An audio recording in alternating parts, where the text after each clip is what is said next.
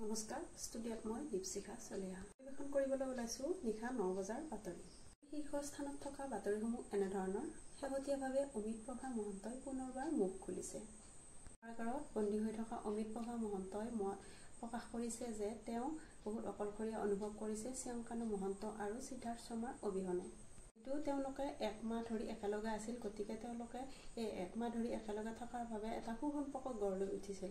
গতিকে এতিয়া যিহেতু তেওঁলোক দুজন বাক্সা জিলা কাৰাগাৰলৈ গুচি গ'ল, সেইবাবে তেখেতে অমিত প্ৰভা মহন্তই বহুত বেছি অকলশৰীয়া অনুভৱ কৰিছে। অৱশ্যে শেখৰজ্যোতি গোস্বামীৰ সৈতে একেলগে থকাৰ বাবে তেখেতে অলপ সকাহ পাইছে বুলি প্ৰকাশ কৰিছে। অমিত প্ৰভা মহন্তই আৰু জানিবলৈ দিছে যে তেখেতৰ 1,99,000 টকীয়া লিপষ্টিকটো ম্যাদ উকলিবলৈ আৰু এসপ্তাহ আছে। গতিকে এই ম্যাদ উকলাৰ এসপ্তাহ পূৰ্বে তেখেতৰ মাতৃক লৈ অনুৰোধ জনাইছে যে মাতৃ যাতে লিপষ্টিকটো দি পঠায়।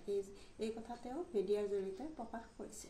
জানিবলৈ দিছে যে তেখেত যিহেতু নৃত্য প্ৰতিযোগী আৰু ইফালে যিহেতু ৰাস আহি আছে, গতিকে সমাগত ৰাসৰ বাবে তেখেতে 3যোৰকৈ ড্ৰেছ মিছত অৰ্ডাৰ দিছিলে আৰু সেই মিছত অৰ্ডাৰ দিয়া ড্ৰেছকেইযোৰ ইতিমধ্যে আহি পাওঁ হৈছে। গতিকে তেখেতৰ মাতৃলৈ আৰু এটি অনুৰোধ জনাইছে যে এই ড্ৰেছকেইযোৰ যাতে তেখেতৰ মাতৃয়ে গ্ৰহণ কৰে।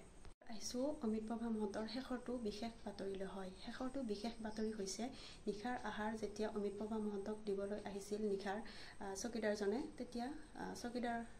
তেতিয়া চকীদাৰজনে বিভিন্ন কথাতে প্ৰশ্ন সুধিছিল, যিহেতু নিশাৰ ভাগত আৰু লগ নাপায়, নিশাৰ মানে পিছদিনা ৰাতিপুৱাহে লগ পাব সেইবাবে। আৰু তেখেতে উত্তৰত তেখেতে নাজানো এইবোৰ কৈ থকাৰ পিছত চকীদাৰজনে বিৰক্ত হৈ 2 চৰ দিয়ে আৰু তেখেতে মানে অমিত প্ৰভা মহন্তৰ সেই 2 চৰত দুটি দাঁত লৰাৰ লগতে গালৰ বিষত গুৰুতৰভাৱে আহত হোৱা বুলি মত প্ৰকাশ কৰিছে। আজি নিশাৰ বাতৰি ইমানেই আছিল। শুভৰাত্ৰি, ধন্যবাদ।